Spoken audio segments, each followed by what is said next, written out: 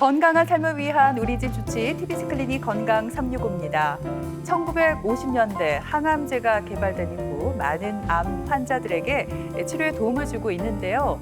원래는 이 항암제가 독극물 개발 과정에서 우연히 발견됐다고 해요. 혹시 두 분 알고 계셨어요? 아니요, 저는 전혀 몰랐습니다. 그런데 네. 우리 건강365 작가님은 알고 계시더라고요. 아하. 네, 제2차 세계대전 당시에 이 생화학 무기로 개발된 배가 폭파가 되면서 화학 물질이 유출이 됐습니다.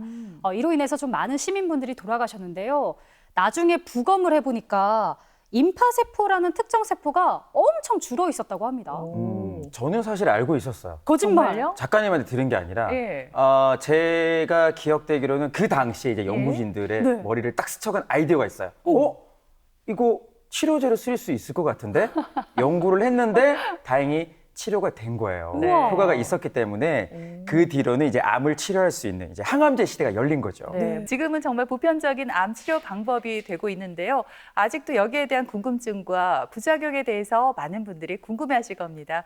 그래서 오늘 건강 365에서는 암을 물리치는 항암 치료에 대한 궁금증 함께 풀어보도록 하겠습니다. 암은 전신으로 퍼져나가는 병이기에 수술과 방사선 같은 국소 치료와 함께 약물을 사용하는 항암 치료가 필요합니다. 1950년대 1세대 세포 독성 항암제 개발을 시작으로 약물로 암을 치료하는 시대가 열렸는데요. 이후 2세대 표적 항암제, 3세대 면역 항암제 등이 개발되며 항암제의 내성을 극복하기 위한 노력이 계속되고 있습니다. 암 진단 후 환자들이 느끼는 막연한 불안과 부작용, 이를 도와주는 다양한 치료 방법 등 항암 치료에 대한 다양한 궁금증을 혈액종양내과 전문의 이경희 교수와 함께 풀어봅니다. TBC 클리닉 건강 365 오늘의 주치 혈액종양내과 전문의 이경희 교수님과 함께하겠습니다. 안녕하십니까? 안녕하세요. 네, 반갑습니다. 영남대학교 병원의 혈액종양내과를 전공하고 있는 이경희라고 합니다. 네. 사실 암 치료 방법 하면 수술, 방사선 치료 그리고 항암 치료 세 가지가 있잖아요. 네. 암 환자의 절반가량이 지금 항암 치료를 받고 있는데 항암 치료하면은 구체적으로 어떤 방법을 얘기하는 건가요? 예.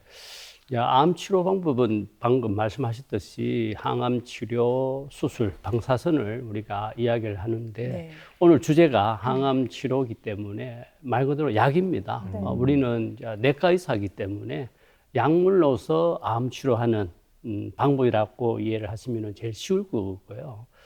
알다시피 항암제도 계속 개발되고 또 새로운 약제들이 나옴으로 해서 많은 환자들한테 치료의 효과 또 생존율을 높이는 좋은 치료의 하나의 방법이다라고 생각하시면 될 것 같습니다. 네. 사실 온몸으로 암이 퍼지는 걸 막기 위해서는 이런 항암 치료를 잘 받아야 되잖아요. 맞아요. 근데 저는 너무 궁금해요, 교수님.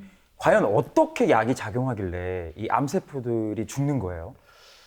예, 이 암이란 세포들은 우리 몸에 있으면 안 되는 세포들입니다. 정상적인 세포도 이제 이 세포가 분열하면서 우리 몸을 유지를 해주는 항상성 유지를 해주는데 이제 암세포들은 이제 가단 분열을 통해서 정식을 하게 됩니다. 그래서 얘는 정식을 그냥 두면은 암은 무한정으로 커지기 때문에 그로 인해서 많은 우리가 말하는 정상들 합병증들이 동반되는 그런 복합적인 병이라고 생각하시면 되고 이런 정식성 세포들을 죽이는 약이 이제 항암제의 역할이라고 보시면 되겠습니다. 예.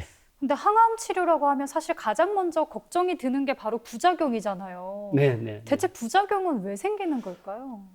예, 맞습니다. 환자분들이 치료에 대한 이야기를 할 때 가장 제일 많이 묻는 질문이 너무 힘들게 치료하던 걸 많이 봤다. 나도 과연 이런 항암 치료를 할 수 있을까? 네. 특히 부작용에 대한 질문을 많이 하십니다. 아까 제가 그전에 설명했듯이 이 암세포들은 정식을 하기 때문에 이 정식하는 세포들을 주로 공격하는 약이 항암제입니다. 그렇지만 우리 몸에는 정식하는 세포가 암세포만 있는 게 아니고 그렇죠. 정상적인 세포들도 있거든요. 그래서 우리가 이 입안에 이 점막 세포라든지 우리가 제일 쉬운 게 머리카락 아닙니까? 네, 머리카락은 뭐 자르면 또 성장을 하듯이 이제 세포들이 정식에 의해서 생긴 거라서 이 정식을 잘하는 정상적인 세포에도 이 암 세포들뿐만 아니라 정식 세포들을 공격하기 때문에 그로 인해서 이제 부작용이 나타나는 겁니다.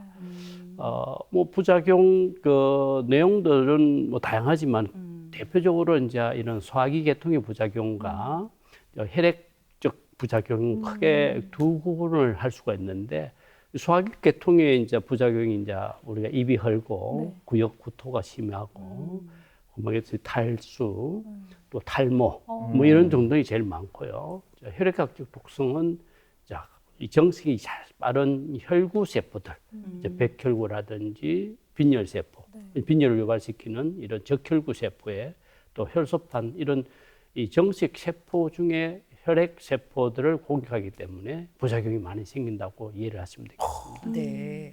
근데 우리가 지금 항암제에 대해서 알아보고 있잖아요. 예, 예. 궁금한 게 이게 종류가 또 1, 2, 3 세대로 나눠져 있고 요즘에는 면역을 이용한 항암제도 있고 표적 치료제도 있잖아요. 여기에 네네. 대한 설명을 조금 해주실까요?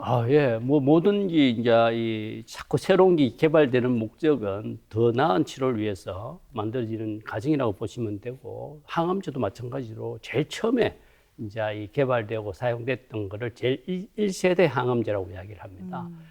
1세대 항암제는 이제 세포 독성 항암 물질로서 이 항암제가 이제 투여해서 부작용이 굉장히 많겠죠. 아까 부작용편에 이야기 말씀드렸듯이 1세대 항암제는 좋긴 좋은데 부작용이 상당히 많더라. 네. 그렇지만은 약제는 항상 이제 이 오래 쓰다 보면은 내성이 생깁니다. 내성이 생기면 이제 암세포를 못 죽이겠죠.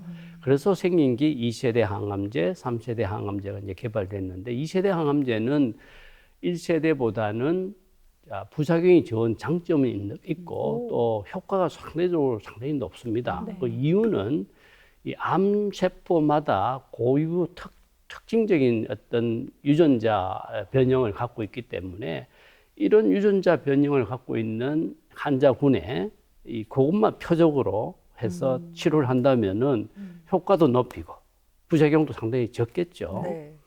그래서 이제 2세대 항암제가 개발된 건데 그걸 우리가 표적 치료제라고 합니다. 네. 표적 치료제. 그렇지만 이것도 마찬가지로 이 내성이 발생이 되기 때문에 이제 3세대 항암제, 우리 사회자분께서 말씀하셨듯이 면역 감문 억제제라고 우리가 정확하게 표현하자면 그런데 우리 일반적으로는 면역 항암제로 이야기합니다. 그래서 내가 갖고 있는 면역 세포들을 방해하는 부분을 없애주고 이 면역 세포들의 활성을 높여서 내 면역이 우리 것이 아닌 암세포를 공격하는 것이 면역 감문 억제제가 되겠습니다. 예. 네. 네. 오늘 우리 교수님의 설명에 제가 너무 이제 지금 이해가 잘 돼가지고 그러니까요. 교수님이라고 제가 이야기를 했어요. 너무 놀라요. 왜냐하면 거의 뭐 멘트 부작용이 없습니다. 다 바로 제가 이해가 돼가지고 네. 쉽게 좀 질문을 드릴 수 있을 것 같아요. 네. 사실 앞에서 말씀하신 대로 혹시나 수술 후에도 암이 있을까봐 항암 치료를 이제 받는 거잖아요. 그러면 현장에서는 이 항암 치료가 또 어떤 방식으로 이용이 되는 거예요?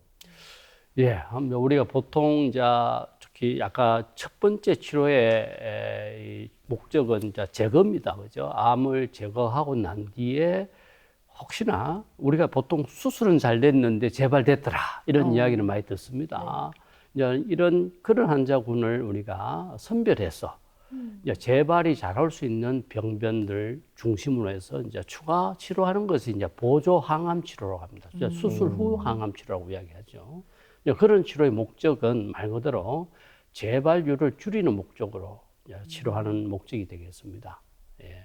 그래서 항암 치료는 이런 목적도 있지만은 너무 암이 클 때, 너무 클 때는 한목이 못 제거를 하니까 사전에 또 항암 치료를 해서 줄여서 또 효과적인 완치적인 수술을 할 수 있는 그런 목적도 우리가 치료 목적이 되겠습니다. 또 환자들이 항암 치료를 받을 때 한 번으로 끝나는 게 아니잖아요. 뭐 1차, 2차 여러 번 받는다고 들었는데 그 차수별로 치료에 어떤 차이점이 있습니까? 예, 우리 보통 항암 치료를 해보면은 뭐 반응이 좋아서 이 암세포가 완전히 제거되면은 우리가 거기서 끝나는 치료가 되는데 네. 제가 서두에서 말씀드렸지 암 치료를 하다 보면은 항암제에 대한 내성이 발생이 돼요. 내성이 획득이 되면 암세포는 안 죽습니다. 안 죽고 다시 분열하기 때문에 그냥 두면은 또 팽창을 하는 그런 현상이 생깁니다. 그래서 1차에 실패했던 약들은 이제 사용을 안 하겠죠. 하면 이제 2차 약물을 선택해서 이 항암제, 이 암세포가 노출되지 않은 항암제를 다시 재차 투여하는 것을 우리가 2차 라인이라고 합니다. 그래서 이런 2차, 3차 라인을 계속 쓰면서 좀 더 암세포들을 죽이는 목적이 되기 때문에 보통 1차, 2차, 3차라는 용어를 쓰게 됩니다. 예.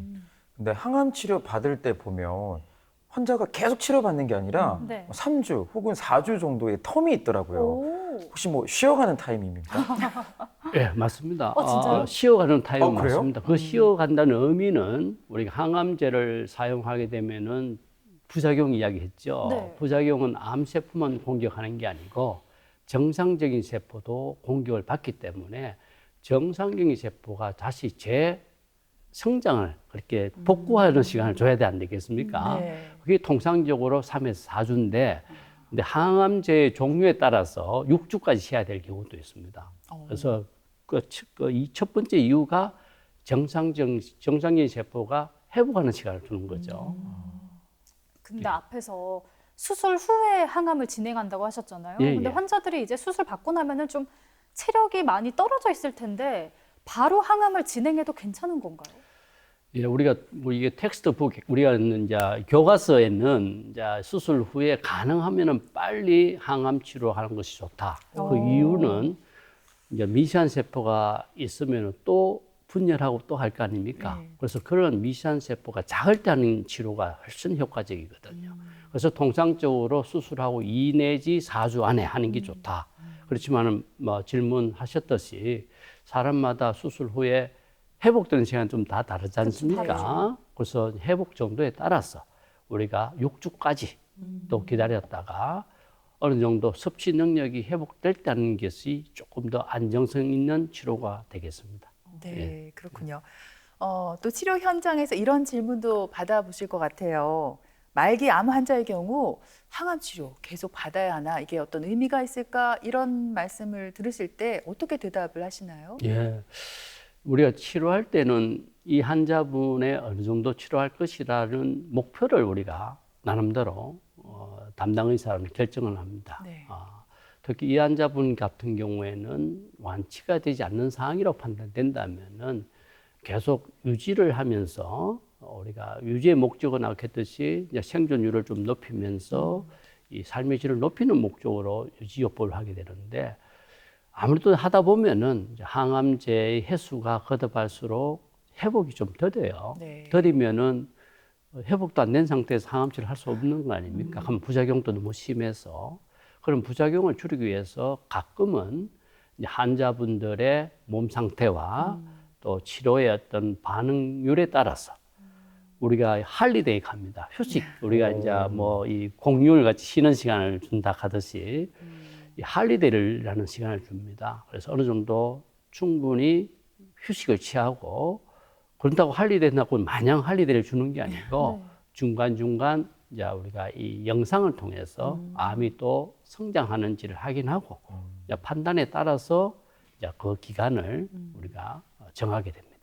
환자의 무엇보다 몸 상태를 체크하는 게 안전이 참 중요합니다. 그게 가장 중요할 것 안전이 같네요. 중요합니다.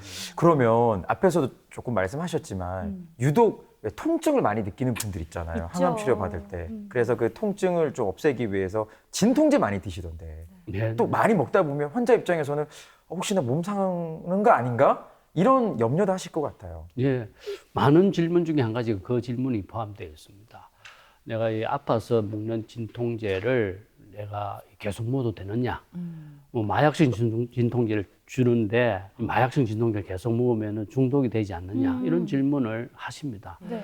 자, 암 환자들이 처해진 사항들이 다 다르다고 말씀했듯이 특히 이제 암 환자가 암 세포들이 뼈로 이동을 했을 때 이 뼈에 공격을 당하는 이 입장에서는 굉장히 통증을 호소하겠죠. 뼈가 이제 이 갉아먹는다는 표현을 합니다. 암세포가. 그 뼈가 그래 단단한 뼈가 갉아먹힌다면 얼마나 아프겠습니까? 그러면 당연히 진통제를 써야 되고요. 진통을 써도 일반적인 진통제는 잘 듣지 않는 경우가 많습니다. 그래서 우리가 이 암성 통증에는 마약식 진통제를 쓸 때는 중독을 전혀 우리 걱정 안 해도 됩니다. 예, 치료 목적으로 쓸 목적으로 이 마약 진통은 전혀 문제가 안 되니까 저희들은 참지 마시라고 합니다. 그래서 적극적인 통증을 조절하라고 이야기하기 때문에 그런 내용들을 우리가 환자들한테 많이 우리가 전하고 있습니다. 치료 중에도. 그리고 이 항암제 주사를 혈관을 통해서 맞잖아요. 네네. 그러다 보면 혈관이 좀 약하거나 안 좋은 분들은 터지고 멍들기도 하고 고통이 심할 것 같은데 이때 좀 이용할 수 있는 도구나 보조적인 치료 방법이 있을까요? 예, 특히 이제 항암 치료를 오래 특히 이제 혈관으로 우리 약을 투여할 경우에는 이제 가끔 환자를 보면은 이 혈관 이제 그 약이 들어가는 그 혈관에 보면 새까맣게 예, 우리가 이제 라인을 볼 수가 있어요. 그만큼 이제 항암제가 독하다는 이야기인데 자, 그런 이제 약을 계속 쓰다 보면은 혈관이 굉장히 약해지고 또 사용을 할 수 없는 혈관이 많이 생깁니다. 그렇다면 우리가 약을 줘야 되는데 일단 혈관을 확보해야 되지 않습니까? 그래서 그런 목적으로 우리가 이 케모포트라고 이 가슴 상쪽 상박에 이 피부 밑으로 이제 단추 같은 구멍 크기의 이 포트를 심습니다. 우리 심는다는 용어를 쓰고 이 포트는 이제 큰 혈관하고 연결시키겠죠. 그래서 이제 피부 밑으로 들어가기 때문에 그 포트를 심더라도 뭐 샤워나 일반적인 행위는 다 할 수 있는데 조금 볼록 올라온 부분 외에는 크게 문제가 없고 또 포트를 못 심는 환자들은 PICC라고 해서 큰 혈관을 이 팔이나 이런 데서 쉽게 잡는 방법도 있습니다. 그래서 그런 분들이 많기 때문에 사회자분께서 질문했듯이 그 대처하는 방법도 많이 개발되어 있습니다. 근데 또 이렇게 여러 가지 부작용 중에서 또 감염을 또 유독 조심해라 이런 이야기가 있던데 이거는 왜 그런 거예요? 저희들이 항암 치료 받는 분한테 가장 강조하는 것 중에 한 가지입니다. 아까 이 백혈구가 항암제에서 많이 죽습니다. 백혈구는 잘 알다시피 우리 몸에 균이 들어오면은 막아주는 디펜스를 해주는 세포거든요. 근데 항암제를 투여하면은 백혈구 많이 떨어지겠죠. 백혈구가 많이 떨어지면은 우리 몸에는 면역 시스템이 많이 약해집니다. 하면은 세균이 많이 들어옵니다. 그래서 이럴 때 감염을 조심하시라. 그래서 항암 치료 환자분이 많이 열이 이제 고열이 생긴다든지 이럴 경우에는 빨리 병원을 방문하라고 합니다. 안 그러면은 폐혈증으로 심할 경우는 폐렴과 폐혈증으로 치료 과정에서 간혹은 이런 합병증 때문에 돌아가신 분들이 계시거든요. 그래서 그런 부분은 주의 깊게 관찰하고 빠르게 조치를 해드려야 됩니다. 네, 정말 그런 안타까운 일은 없었으면 좋겠네요. 네. 그리고 또 항암 치료 중에 여러 가지 부작용을 정말 참기 힘든 경우도 있잖아요. 네. 오심, 구토 이런 건 정말 제가 상상만 해도 힘들 것 같은데 이런 것들을 좀 줄여줄 수 있는 약물도 나와 있을까요? 당연하죠. 이 항암 치료의 환자분들이 이제 이 처음 항암 치료하고 나는 두 번째 항암 치료 안 하겠다 하는 많은 이유 중에 한 가지가 너무 구역 구토가 심합니다. 이 구역질이 심하면은 식사도 못 하고 체력이 많이 탈진해지면서 용기가 안 생깁니다. 그래서 우리가 항암 치료 시작하는 사람들한테 이제 이런 구토가 안 생기는 항구토제라고 이제 이 항암제 종류에 따라서는 이 스케줄이 있습니다. 충분히 뒷받침해 줘서 환자가 환자가 구역질 없이 잘 첫 항암제 마쳤다 하면은 2차, 3차도 쉽게 따라올 수 있거든요. 그래서 부작용을 최소화시키는 역할을 당연히 저희들이 하고 있습니다. 다행입니다. 들으니까 또 참 든든합니다. 그러네요. 근데 제가 또 여성이잖아요. 네네. 여성의 입장에서 생각을 해봤거든요. 만약에 갱년기 여성이 환자일 경우에 폐경도 있는 데다가 항암 치료까지 받으면은 뭔가 그 힘듦이 더 2배가 되지 않을까 이런 생각을 해봤어요. 제가 이제 한 30년 전 이상의 항암 치료를 해왔던 경험을 보면은 저는 큰 차이가 없다고 보거든요. 진짜요? 다만 이제 이 폐경기 여성들은 폐경기 증후군이 있지 않습니까? 그쵸. 이제 얼굴이 화끈화끈한다든지 피곤이 느낀다든지 불면이 생긴다든지 당연히 이런 건 있을 수 있는데 특히 그분들은 이제 폐경기 호르몬을 묻고 계실 거예요. 그러면 그건 이제 그대로 묻고 항암치료 하면은 전혀 폐경 전 분이나 폐경 후 분이나 큰 차이가 없기 때문에 네. 그럼 크게 걱정을 저는 안 해도 되지 않을까. 저도 팁 하나 드릴까요? 갱년기를 잘 이겨내려면 뭔데요? 남편들이 잘해야 돼요. 정말 중요한 것 정답 같습니다. 아닌가요? 좋은 내용이네요. 네네. 네, 맞아요. 오늘 계속 이제 폭풍 질문들을 하게 되는데 교수님 사실 환자 입장에서는 먹는 식습관도 너무 중요할 것 같거든요. 이 음식이 좋다. 정보가 너무 많아요. 이 음식은 나쁘다. 맞아요. 저희가 전반적으로 식이 습관을 어떻게 가져가면 좋을까요? 저희가 이제 독한 항암 치료 과정에서 이제 가장 환자분들이 힘들어하는 것 중에 이제 섭취 능력이 떨어진 상태이기 때문에 우리가 이 뭐든지 못 드시고 치료를 할 수는 없거든요. 이 힘이 빠지고 다음 항암 치료를 받아내기 힘들기 때문에 방금 이제 질문하셨듯이 우리가 음식 섭취에 굉장히 많은 신중을 기하고 추천을 많이 합니다. 그 중에 대표적인 게 저희들이 이제 수분 섭취는 당연히 많이 해야 되겠지만은 이제 주변에 좀 어려를 안다는 분은 니 고기 먹으면 안 된다. 아하. 맞아요. 이러면 제한을 주거든요. 맞아요. 네. 그거는 환자를 위한 이제 멘트지만은 정확하지 않는 이야기는 안 했으면 좋겠어요. 네. 왜냐하면은 단백질 공급 굉장히 중요하거든요. 그쵸. 저는 환자 보고 고기를 드시라고 하거든요. 네. 단 이제 고기를 드시되 기름기가 많으면은 이제 소화 기능 장애가 생기니까 기름을 좀 빼고 우리가 말하는 이제 수육이라 같은 거 고기를 좀 빼고 네. 이런 음식은 굉장히 중요합니다라고 추천을 하되 다양한 음식은 골고루 드시라 하는 것이 원칙적으로 이야기를 합니다만은 그래도 우리 한국 분들은 내 친구가 보면은 많이 조언을 해주지 않습니까? 야야 저기 좋더라 한번 먹어봐라 사다 주기도 하는데 우리가 검증되지 않는 건강식품들이 너무 많습니다. 그중에 정말 좋은 식품도 있을 거라고 생각되는데 아까 얘기했듯이 검증이 안 된 상태라서 가능하면은 우리가 알려진 음식 범위 내에서 네. 단백질을 골고루 먹는 습관이 가장 좋은 방법이라고 생각합니다. 네. 지금 답변해 주신 거에 조금 더 살을 붙여서 질문을 한번 해보자면 네, 네. 그러면은 항암 치료 받는 중에 왜 건강 기능 식품도 많이들 또 챙겨 드시잖아요.